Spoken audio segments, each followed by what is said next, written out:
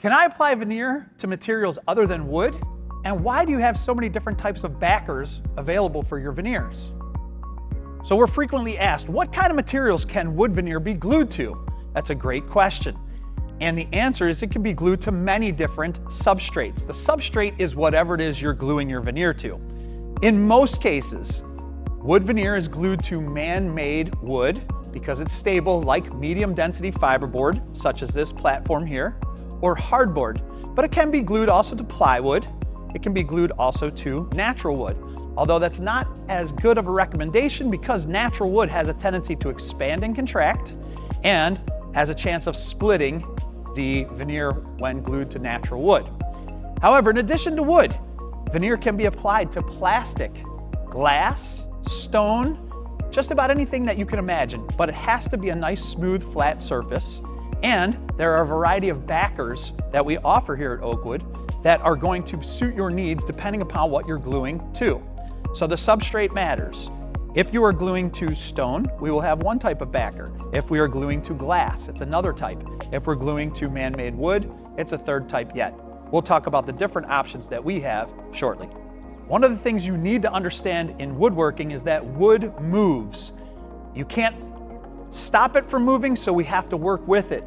One of our best methods of doing that is applying a wood backer to the veneer, but with the grain going the opposite direction. What that does is it helps it to become like a little piece of miniature plywood, and it makes it much more stable.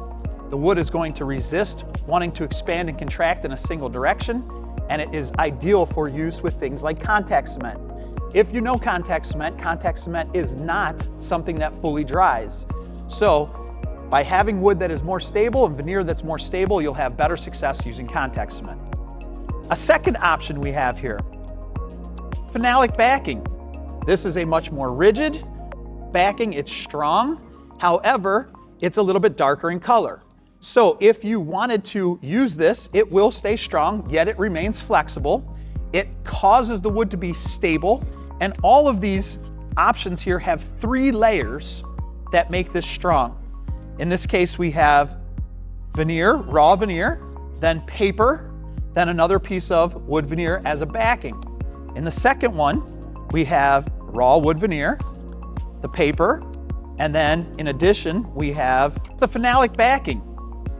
In addition, we have raw wood veneer, in this case oak, and 2 layers of paper that have glue in between. All of this stuff, of course, would be trimmed so you don't see it, but it makes the wood extremely flexible, durable. It doesn't have a tendency to split, and at the same time is much more stable than raw wood veneer, and you're able to use it with things like contact cement.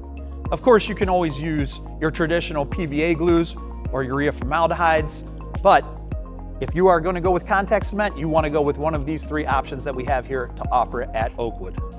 A very common way that veneer is applied is with the use of contact cement. Contact cement comes in both a liquid and a gel formula. We recommend you use the gel formula. The liquid formula is going to oftentimes have little bubbles or gummed up areas that you can see in the veneer once it's done. The gel formula, we don't have those same issues. However, many people make the mistake of using a laminate roller to try to apply the pressure on the veneer and have adhesion.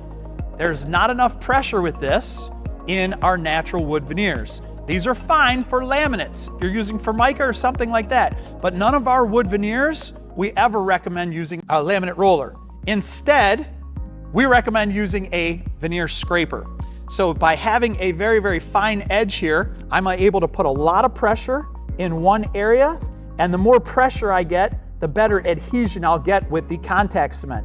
Always start from the middle, working your way outward to squeeze out any air bubbles, and if it's done correctly, you won't be able to lift this off and separate it where the contact cement was. Instead, you'll be pulling some of the substrate or some of the veneer apart because the adhesion is so good. If you use a laminate roller and you just use this to apply the pressure, you will be able to peel this right off and be very disappointed. The wood does move. You need to make sure that you are applying as much pressure as you can. The best way to do that is with a scraper or a veneer hammer. Thanks for watching. Don't forget to like and subscribe. Follow us on all our socials. If you have questions, feel free to call us or visit us at oakwoodveneer.com.